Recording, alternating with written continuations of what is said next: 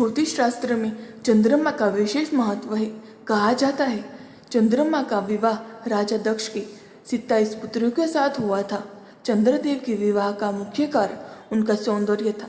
एक समय चंद्र को भी अपनी सुंदरता पर घमंड था, जिसकी वजह से उन्हें भी एक बार श्राप मिल गया। कहते हैं कि इस श्राप की वजह से ही चंद्रमा का प्रकाश कृष्ण पक्ष में क्रमशः घटता जाता है और शुक्ल पक्ष में इनका सौंदर्य देखने को मिलता है। लेकिन क्या आप जानते हैं कि चंद्रदेव के साथ ऐसा क्या हुआ कि जिसकी वजह से ये कृष्ण पक्ष में इनका तेज क्रमशः कम होता चला जाता है। आइए जानते हैं चंद्रमा और रोहिणी नक्षत्र से जुड़ी दिलचस्प कथा। धर्म ग्रंथों के मुताबिक राजा दक्ष की 27 पुत्रियां थी, जिनमें से एक का नाम रोहिणी था, जिसे नक्षत्र के रूप में भी जाना जाता है। कहते हैं कि राजा दक्ष की 27 पुत्रियों का विवाह चंद्रमा के साथ हुआ था।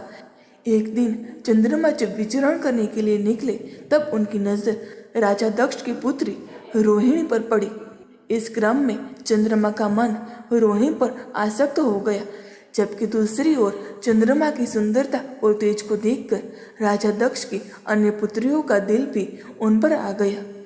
चंद्रमा को जब इस बात की जानकारी हुई कि रोहिणी और राजा दक्ष की अन्य पुत्रियां चंद्रदेव के प्रेम में आसक्त हो गई है, तो वे अविलंब राजा दक्ष के पास पहुंचे, जिसके बाद उन्होंने राजा दक्ष के समक्ष उनकी 27 पुत्रियों से विवाह का प्रस्ताव रखा। राजा दक्ष को इसके बारे में जानकर आश्चर्य तो हुआ, लेकिन जब उन्हें पुत्रियों की इच्छा का पता चला तो उन्होंने उन्हें बहुत हद तक समझाने का प्रयास किया। मगर दक्ष प्रजापति के लाख समझाने के बाद भी जब उनकी पुत्रियां ना मानी तो वे अपनी पुत्रियों का विवाह अपनी 27 पुत्रियों के साथ करने के लिए राजी हो गई। इसके बाद विधि विधान से राजा दक्ष की 27 पुत्रियों से चंद्रदेव का विवाह संपन्न हो गया।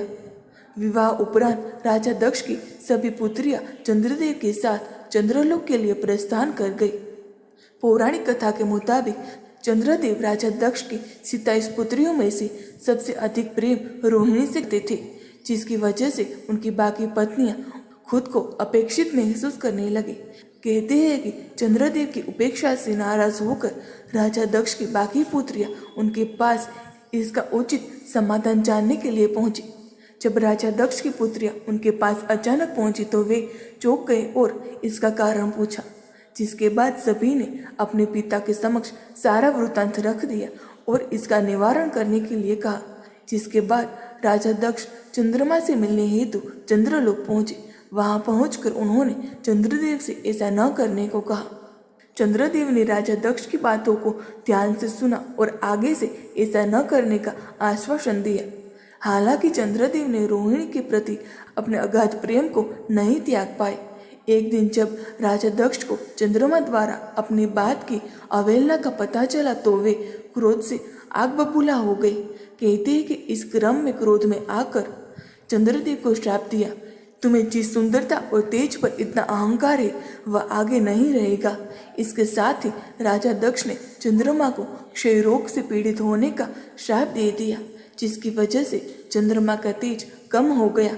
राजा दक्ष के श्राप के परिणाम स्वरूप चंद्रमा के पास न तो सुंदरता बची और न ही पहले जैसा तेज।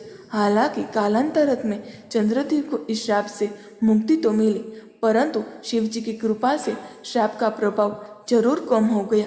शिव जी ने चंद्रमा को आशीर्वाद दिया कि उनका तेज कृष्ण पक्ष में क्रमशः घटेगा और शुक्ल पक्ष में पूर्णिमा तक उनका तेज बढ़ जाएगा। यही वजह है कि कृष्ण पक्ष में चंद्रदेव निस्तेज हो जाते हैं और शुक्ल पक्ष में पूर्णिमा तिथि को सौंदर्य के शिखर पर होते हैं। दोस्तों, आपको ये पौराणिक कहानी कैसी लगी कमेंट में ज़रूर बताएं। वीडियो को लाइक करें, शेयर करें और हमारे चैनल को सब्सक्राइब करना ना भूलें। धन्यवाद।